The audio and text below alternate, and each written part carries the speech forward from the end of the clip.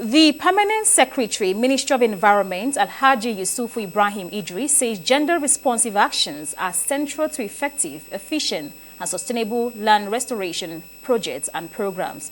He says securing land rights for women and vulnerable groups are critical for successful land restoration.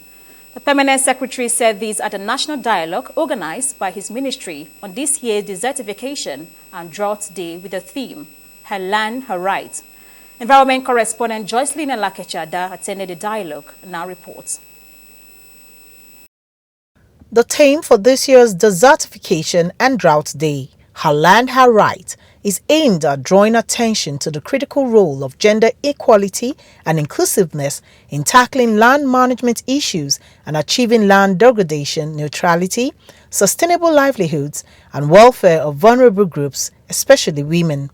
The Permanent Secretary, Ministry of Environment, Alhaji Yusufu Ibrahim Idris, represented by the Director, Desertification, Land Degradation and Drought Management, Mrs. Mabel Emmanuel Okorigu, said, land degradation is currently one of the world's most pressing environmental problems, and it is expected to worsen, especially in Nigeria, with increasing population, unless remedial actions are taken. He said, land degradation affects everyone through food insecurity, higher food prices, climate change, environmental hazards, and the loss of biodiversity and ecosystem services.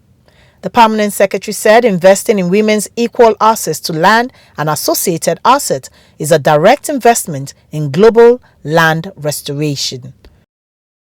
We cannot shy away from the fact that women have unequal and limited access over the control of land, and that women hold a vital stake in the health of the land.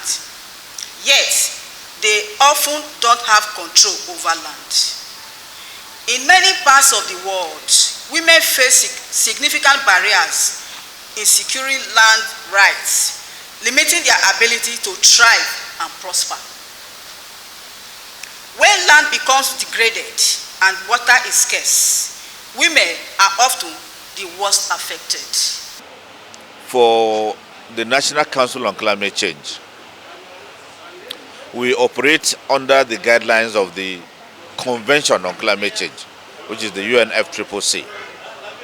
And that convention has specific section that is focused on what? On gender.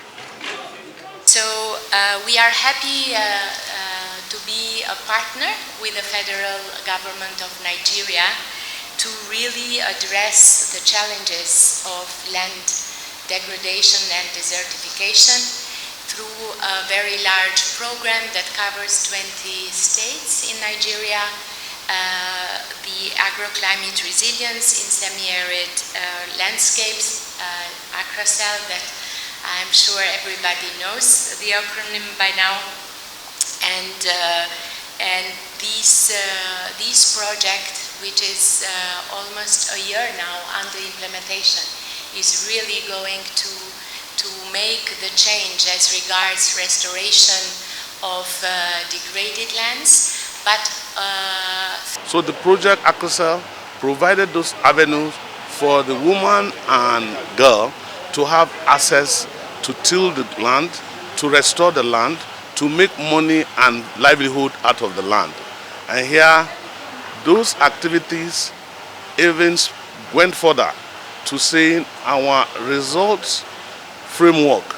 In other words, the data will be servicing the investor, which is the World Bank, must indicate a clear percentage of about 40% for women participation and the girl. We need to understand that culture is simply elite consensus that has calcified over time. There was a point in time where it was not okay in the minds of majority of elites for women to own land. Today, we know that we do ourselves a disservice by preventing women from having land, which is why events like this are important to change that elite consensus. The Permanent Secretary, Ministry of Environment, Alhaji Ibrahim Yusufu Idris, said the national dialogue is organized in collaboration with major stakeholders to brainstorm on policies and enact laws that will address gender inequality in Africa. Joycelyn Elakeche Ada, ASO Television News.